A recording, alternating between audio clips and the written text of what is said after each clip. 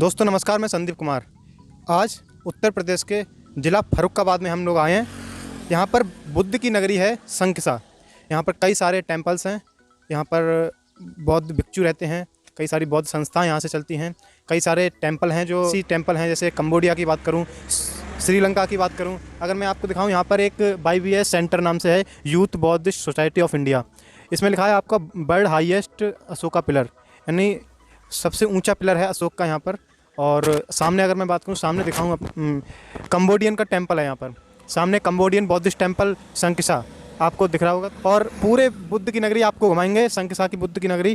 क्या इसमें खास बात है और क्या अपनी जो पहचान है बुद्ध की नगरी संकिसा, क्या वो बनी हुई है या संकिसा की जो पहचान है बुद्ध के नाम से वो खो चुका है, तो हम इस पर बात करेंगे आगे। फ़िलहाल अब आपको इस YBS सेंटर के अंदर ले चलते हैं।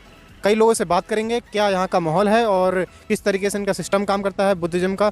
इन सभी छोटी छोटी बातों को हम बताएंगे। तो चलते हैं दोस्तों। जब YBS सेंटर के अंदर आए हम, तो आपको दिखा रहे हैं सबसे पहले ये जो इस तरीके की एक पत्थर का बना हुआ है। और अगर हम इसके अंदर आते, ये है जो अशोक का गज स्तंभ है, यानी इसकी ऊंचाई अगर बात करें तो इसकी ऊंचाई हम जानने की कोशिश करेंगे कि कब बना था ये और कितनी इसकी ऊंचाई है, किस पर्पज़ से ये बनवाया गया है। देखो, हम ये अशोक का गज स्तंभ है। ये जो बना हुआ है वो पत्थर का है, आप इसे देख सकते हैं बारीकी से, आप देखो। और इस पर कई सारी जो झंडे लगे हैं पंचशील के, और इसकी ऊंचाई काफ़ी है। अगर आपको मैं दिखाऊं तो काफ़ी ऊपर जो अशोक का एक गज, अशोक की लाट के टाइप में इसका जो आकृति है वो भी है। और मैं यहाँ पर इसकी जानकारी लेंगे भंते जी। आप सर्वप्रथम अपना परिचय दीजिए। मेरा नाम भंते रखितानंद है और मैं YBS सेंटर में भी रह रहा हूँ और मैं पिछले 4-5 साल से यहाँ पढ़ाई कर रहा हूँ अपना। यहाँ पे धर्म के बारे में सब कुछ फ्री टीचिंग दी जाती है। यहाँ के जो सेक्रेटरी हैं भिक्खु डॉक्टर उपनंद महाथेरू जी, और यहाँ का YBS सेंटर के अध्यक्ष जी हैं सुरेश चंद बौद्ध जी। वो हम लोगों का मतलब उपयोग की चीज़ें उपलब्ध कराते हैं। अगर आप मैं इसकी बात करूं, ये मेरे साथ, तो ये अशोक का गज स्तंभ बना है, इसके बारे में आपसे चर्चा करूं तो जो स्मारक के तौर पर बना है, इसका क्या उद्देश्य है इसका? जैसे कि जो सम्राट अशोक ने 84,000 स्तूप बनाए थे, और एक संकिसा में एक स्तूप है, वो फर्रुखाबाद डिस्ट्रिक्ट में पड़ता है। तो वो उसी को देखकर ये 80 फीट का गज स्तंभ हमारी संस्था ने निर्माण कराया है इसका। अच्छा, 80 फीट का इसका गज स्तंभ है। इसका कोई जैसे विश्व का सबसे ऊंचा गज स्तंभ है। विश्व का सबसे ऊंचा स्तंभ है। जो गज स्तंभ की बात करूं 80 फीट का है, तो बहुत बड़े इससे अपनी खास पहचान लिए हुई है गज स्तंभ जी। अच्छा, इस मूर्ति की बात करूं, जो भगवान बुद्ध की मूर्ति है क्या ये? हाँ, भगवान बुद्ध की मूर्ति है। ये हमारी संस्था ने थाईलैंड से मंगवाई है। अच्छा, ये मूर्ति थाईलैंड से आई है जी। और इस मूर्ति का अभी सन 2000 इसमें 21 में था फीता करना, बट अभी नहीं हो पाया क्योंकि लॉकडाउन लग गया और कोरोना बढ़ गया। परम पावन दलाई लामा जी के हंस के इसका उद्घाटन होगा। अच्छा, जो आदरणीय जो आप मान रहे हो दलाई लामा जी, उनके द्वारा, हाँ, जो विश्व गुरु हैं, बुद्धिज़्म के सबसे बड़े गुरु माने जाते हैं, उनके द्वारा यहाँ पर उनका अनावरण होगा मूर्ति का। अच्छा, यहाँ पर एक मैं पीछे अगर बात करूँ आपसे, park India school, party park India school हमारी संस्था का एक स्कूल है ये। तो इसमें बच्चों को पढ़ाया जाता है। बाकी का सचिव ट्रेनिंग, आप जो ये जो वस्त्र पहने हो, इसका इसका उद्देश्य क्या? वस्त्र पहने या बुद्धिज़्म को आप मानते हो, या फिर अपनी जो, जैसे आप बुद्धिज़्म की बात करूँ, वो घर बार छोड़ के एक जो होता है उस तरीके से रहते हो, या फिर कोई स्पेसिफिक कारण है मुझे ये इस तरीके के वस्त्र पहनने का?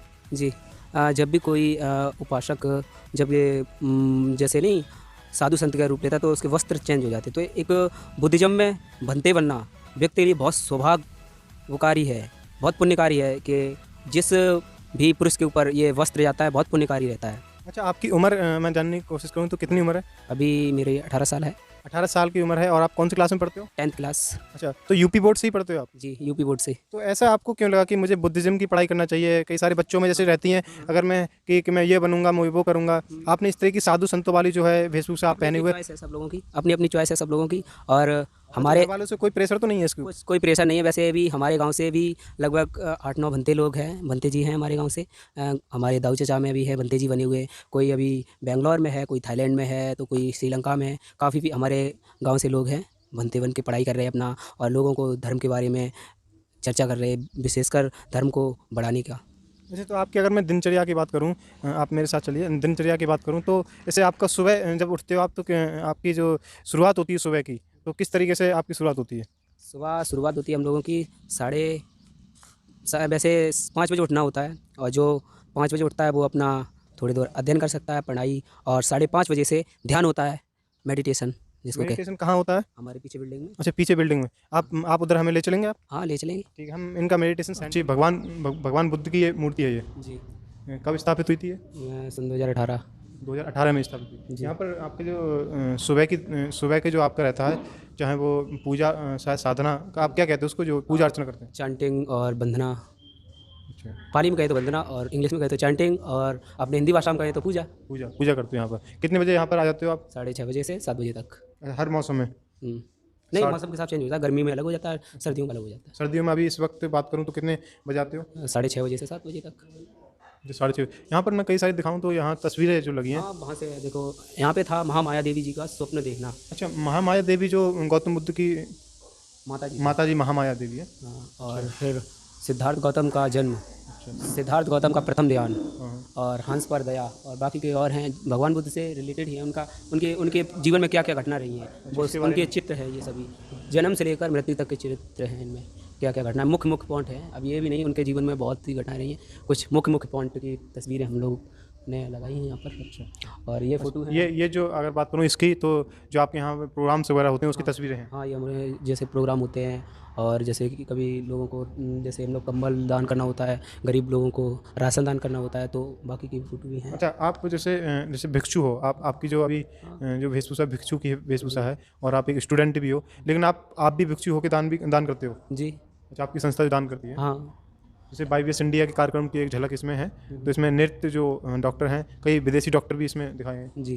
अच्छा, तो हर साल आते हैं विदेशी डॉक्टर क्या? हाँ जी, अभी लॉकडाउन से तो नहीं आ रहे हैं। अच्छा, अगर मैं इनकी बात करूँ, ये तीर्थयात्री फाहियान है, इनकी तस्वीर है। हाँ, तो यहाँ पे लगेगी, यहाँ फोटो उनकी बनेगी। अच्छा, यहाँ तस्वीर लगेगी यहाँ पर? हाँ, पत्थर की, चारों लोगों की, भीमराव अम्बेडकर और अनागारी धम्पाल, सम्राट अशोक और फाहियान चीन यार। अच्छा, फाहियान यहाँ पर आए थे क्या? हाँ, आए थे। तो यहाँ पर डॉक्टर भीमराव अम्बेडकर की तस्वीर दिखाऊँ? अच्छा, जो दूसरे हैं अनारिक धम्मपाल जी, अनागारिक धम्पाल। अनागारिक ये श्रीलंका के थे। हाँ। अच्छा अच्छा। अच्छा, ये मैं बात करूँ यहाँ पर, ये आपका जो साधन के जो सोर्स हैं, जैसे इसकी बात करूँ, ये मैट, ये मैट है, कुशन है। एक सेकंड दिखाऊँ, ये इस पे आप बैठने के लिए। बैठ, और ये ये भी बैठने के लिए, ये गुरु लोगों के लिए, और जो ये आपके लिए है, ये कुशन है ये? हाँ, इन पे बैठ के पूजा करना होता है और मेडिटेशन। अच्छा, कितने बजे आप करते हो सुबह के लिए? हाँ, सुबह शाम दोनों टाइम। अच्छा, शाम को करते हो? अच्छा।